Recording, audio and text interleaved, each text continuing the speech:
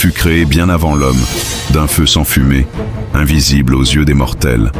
Il vécut sur terre avec son peuple, les premiers à habiter ce monde. Il connut la lumière puis l'orgueil, jusqu'à être rejeté du ciel.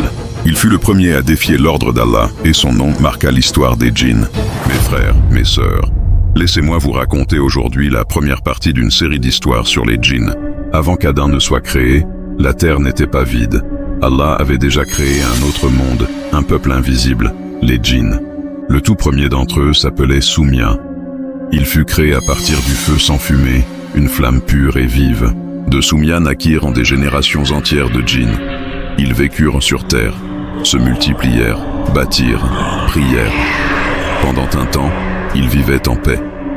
Mais peu à peu, leurs cœurs se détournèrent. Ils commencèrent à répandre la corruption, à verser le sang et à défier l'ordre d'Allah. Les djinns possédaient des capacités bien supérieures à celles des humains. Ils pouvaient se déplacer à une vitesse incroyable, traverser les distances en un instant et prendre différentes formes. Certains pouvaient apparaître sous l'apparence d'animaux, serpents, chiens noirs, chats ou même êtres humains. Allah nous rappelle qu'il nous voit alors que nous ne les voyons pas. Il vous voit, lui et ses suppôts, d'où vous ne les voyez pas. Sourate Al-A'raf 7:27. Ils sont une création plus ancienne, plus rapide et plus puissante que nous, mais comme toute créature, ils restent soumis à la volonté d'Allah. Alors Allah envoya une armée d'anges pour les punir et purifier la terre. Parmi eux, un être d'une lumière exceptionnelle, Azazil. Bien qu'il fût un djinn, il vivait dans les cieux, élevé parmi les anges pour sa piété et son obéissance. Quand Allah lui donna l'ordre de descendre sur terre, il mena la guerre contre ses semblables. Azazil combattit les djinns rebelles, les dispersa et ramena la paix. Allah l'éleva encore davantage, jusqu'à le placer parmi les anges. Mais un jour, Allah annonça qu'il allait créer un nouvel être, l'homme. Il façonna Adam à partir d'argile et lui insuffla la vie. Puis il ordonna aux anges et à Azazil de se prosterner devant lui. Tous se prosternèrent, sauf un. Azazil refusa. Il dit « Je suis meilleur que lui, tu m'as créé de feu et lui d'argile. » Ce mot d'orgueil effaça des siècles d'adoration. Azazil fut banni, maudit, et son nom changea.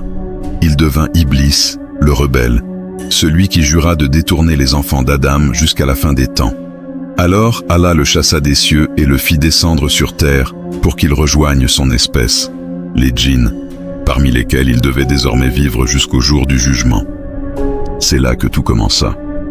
Depuis ce jour, une guerre invisible fut déclarée, Iblis et son espèce contre l'humanité. Une guerre qui ne se mène pas avec des armes, mais avec la ruse, la tentation et la désobéissance. Il dit « Ô mon Seigneur, parce que tu m'as induit en erreur, eh bien je leur enjoliverai la vie sur terre et les égarerai tous, à l'exception, parmi eux, de tes serviteurs élus. » Sourate Al-Hijr 15, 39, 40. Et Allah lui permit d'éprouver les hommes jusqu'à l'heure fixée. Depuis, cette bataille se poursuit dans l'ombre.